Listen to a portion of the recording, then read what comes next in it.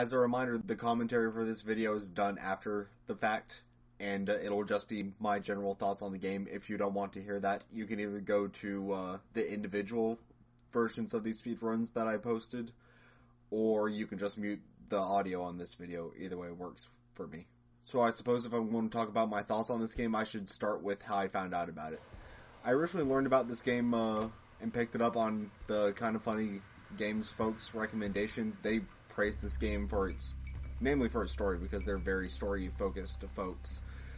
But that said, they did spoil it for me, even though they are story people. Apparently they're very lax with their spoiler policies, and they spoiled the main twist of the game, namely that Sam is gay, right off the bat. So I knew that going in. And honestly, when I was playing the game, from the moment I heard Sam say her name was Lonnie, I was like, oh, I know where this... Because I was told that she was gay. I didn't know exactly how the story would work out. When she said her name is Lonnie, and that's like the third or fourth diary entry, I was like, yeah, that's going to happen. And so yeah, that part of the game didn't have much of a surprise for me. And maybe that's why when I played the game in 2016, that was when I first heard about it. And like right when I heard about it, it was on sale, so I got it for real cheap. At least single digit numbers. I feel like I got it for under $5 though. But at least less than $10, and it goes on sale all the time if you want to pick it up yourself.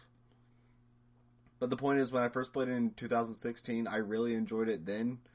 But I still had a couple problems with it walking away from it, and most of those problems were with Sam's story. Maybe it was because the twist factor wasn't much of a surprise for me. But even still, there were a couple of general problems with it. For example, a lot of reviewers point out that the overall story between Sam and Lonnie is like really cliche for a teen love story. To the point that even in the developer commentary, the writer Steve Gaynor mentions that to avoid having the story be cliche, they made Sam gay, and that was basically all they changed about it at first. So they didn't really explore much about that, except for it's basically just a modern twist on the sort of modern 90s modern twist on the forbidden love thing that's been around at least since Pyramus and Thisbe. But I agree that the love story is really underdeveloped, especially since the portion where they're in love and there's not much of a conflict where they're openly admitting to each other that they're in love, that's really short. That's just the basement section. To put that into perspective, you get the note from Sam's locker, which is where they first kiss, and Sam realizes that Lonnie reciprocates her feelings. Then there's the first note in the basement where Sam says things are mostly the same, but things are different when they're alone because they act like lovers then. And then the third note is where the conflict between them, where Lonnie mentions that she's moving away and they can't stay together, happens. So there really isn't much development there in terms of their relationship. I think their friendship is very well built up. There's at least 2 areas of the game dedicated to that. If they had another area dedicated just to their relationship together, I think that could have worked out as well and been a bit more of a compelling story instead of having this conflict almost immediately be introduced after they get together. And speaking of the conflict, let's talk about the resolution of that conflict. And by that, I mean the ending. The ending is really problematic to me for a couple of main reasons. For starters, both the characters just straight up throw away their futures, and the game sort of treats that like it's a unanimously good thing. The fact of the matter is that, personally, I think it's a really stupid decision, because Sam and Lonnie, they're basically each other's first love, and if you know anything about the real world, that tends not to work out most of the time. People who start dating, especially high school relationships, tend not to last. I know a high school relationship that has worked out. They've been together since like 7th grade, and they're still going together like a decade later, so it's not impossible. Things could work out for them, but the odds are stacked against them. They're very likely to break up, and they basically throw away their future for this. Specifically, Sam, keep in mind, Sam's in 11th grade. She didn't graduate. She basically threw away her education, she basically threw away the rest of her education, and definitely that college program that she was excited about. But, you know, she wants to be a writer. Maybe it can work out for her. You don't necessarily need even a high school degree to write books, just a basic understanding of English, which she has. Things for Lonnie, however, are a bit more doubtful and just generally complex, because the fact of the matter is that Lonnie got orders to report to basic training. I've seen some sources say that she would be punished by the military for not reporting on those orders, which I can believe because like that is official government business. Military business said that she was supposed to do a thing and she didn't do it. But at the same time, and I know it's a different branch, so they have different rules, and maybe in the case of the Marines, but not the Army.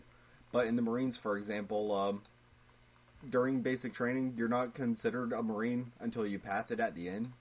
So that means that you can basically be dismissed during basic training without much prejudice. My hunch is that would probably hold true for the Army as well. Unless you, like, commit a crime. Like, if you destroy property, then, yeah, you're in trouble. But, I don't know. Is simply not reporting for basic training really that much of a crime? Would they hunt you down for that? Some sources say yes. Some sources say no. I really can't say one way or the other. But if the answer is yes, they would hunt you down, then Lonnie is in very big trouble. Because that's a multi-year offense, if it is. And military discipline tends to be very harsh. Also, there's the issue of, let's say they do end up successful, Sam can become an author, and Lonnie finds a line of work that doesn't involve the military, and the military doesn't hunt her down. There's still the issue that the fact of the matter is they're both criminals. Sam straight up commit theft when she left. That's why I pointed it out in the last episode, because she stole at least $1,000 worth. That is a very high felony. That's not a good thing to do, no matter what you're doing. Stealing from people isn't a good thing, especially the people that have been providing for you. I know you can have issues with your parents, you can complain about them all you want. Stealing from them usually isn't the answer, no matter what the circumstances are, I'd say. And, yeah, that's the reason Sam's a criminal, and it's why I'm not very sympathetic towards her in the end, because not only was it a very short-sighted decision to run off with Lonnie, she also committed a crime, and I'm not very sympathetic towards criminals most of the time. And also there's the fact that Lonnie probably commits statutory rape. I asked it in the last episode, and I looked it up. Oregon's age of consent at this time is 18. I can't guarantee it was 18 in the 90s, but generally the age of consent has decreased with time, not relative to like the 50s or whatever. Generally the age of consent has decreased, not increased, and they've become more lenient with like Romeo and Juliet laws, and I can't say if one of those existed during the time, in which case Lonnie may be off the hook if it did, but those are generally more recent inventions. Like, I think my state recently adopted one within like the last decade, so it's really hard to say. But assuming the rule is strictly age of consent is 18, Sam was 17 during the events of this game. Lonnie was 18, so yeah. The fact of the matter is that she did commit statutory rape. Just something I thought I'd bring up. And something that I don't see anyone else bring up, but I'm sort of a hardliner when it comes to crime, so that sticks out to me. For both of them, for that matter. And just in general, a third problem I have is that the game just really assumes that you have sympathy for Sam from the get-go, even though like she's sort of a brat. If we're being honest, she is definitely going through, like I mentioned, that rebellious phase of hers, and she's just sort of,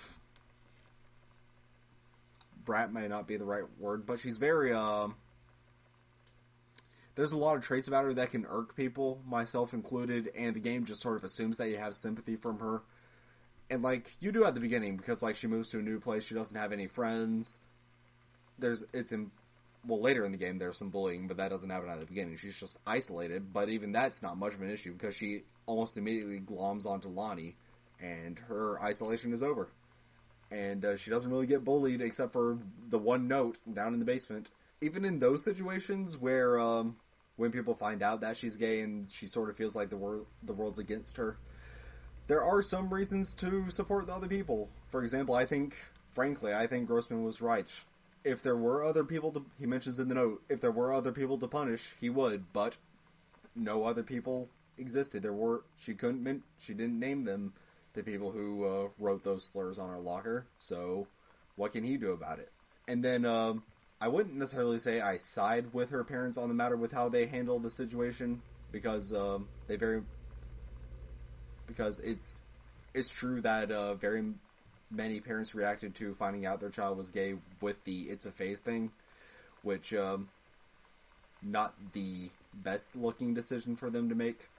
But that said, Sam was going through other phases with her personality. She was, like I mentioned, the rebellious phase. To be more specific, aside from the theft, she was committing other crimes like smoking, petty theft, which would be the shirts, and she was just generally getting into a lot more trouble, disciplinary actions at school, and that all basically started with when she started getting attached to Lonnie. Now, they probably got the time word wrong. They assumed that Sam got interested in Lonnie after they were friends and started hanging out together, but players know that it was beforehand.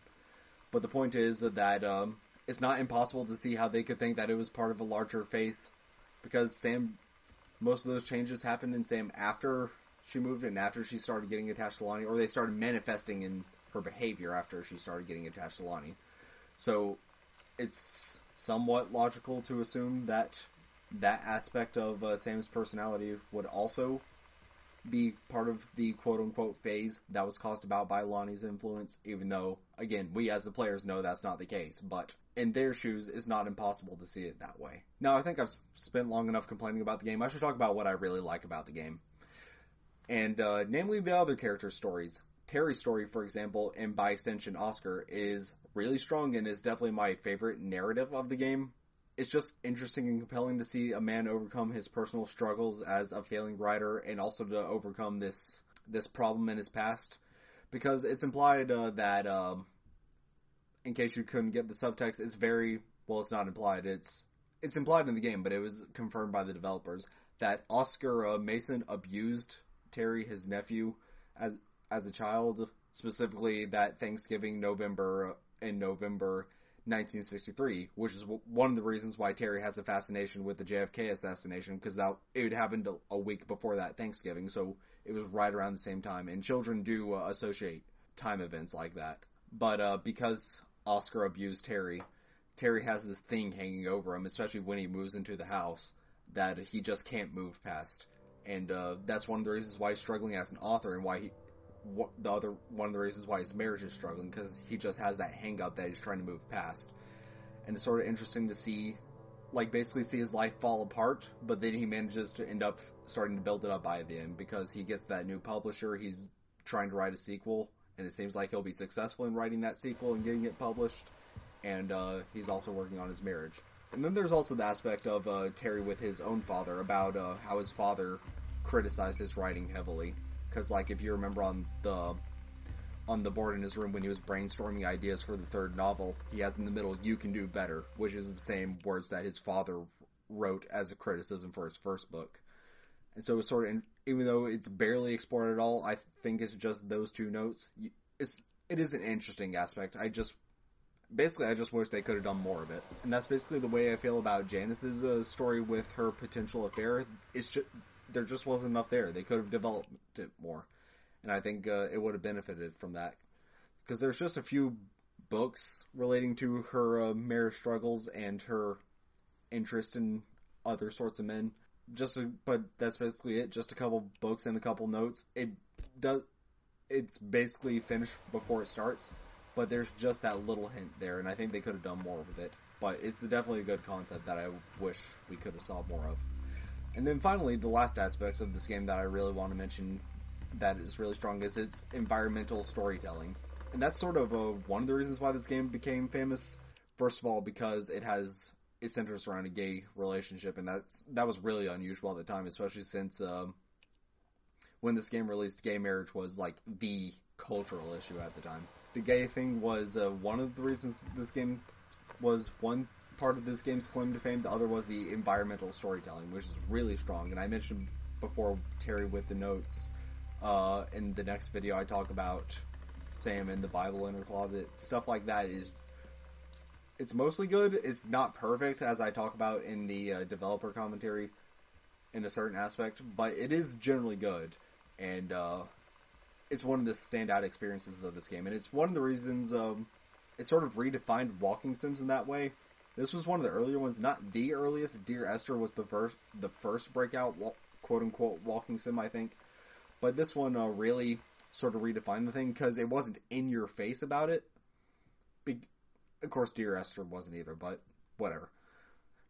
this was just another example of environmental storytelling to use subtlety to tell a narrative instead of being in your face about it, which is one of the things that I can appreciate. That's, even though I tend to miss a lot of details, is something I very much enjoy having in games, and I enjoy reading other people's ideas about what's going on. Not necessarily being confusing, but subtle. Things like that is what I really appreciate, and it's one of the reasons why I liked this game when I first played it. But aside from that, I don't really have much else to say about it. But aside from that, I don't really have much else to say about this game that I haven't really talked about before. So thank you guys for tuning into this. I hope the speedrun, the quote unquote speedruns, were interesting to watch. So and next time we'll be covering the developer commentary. Thank you for watching.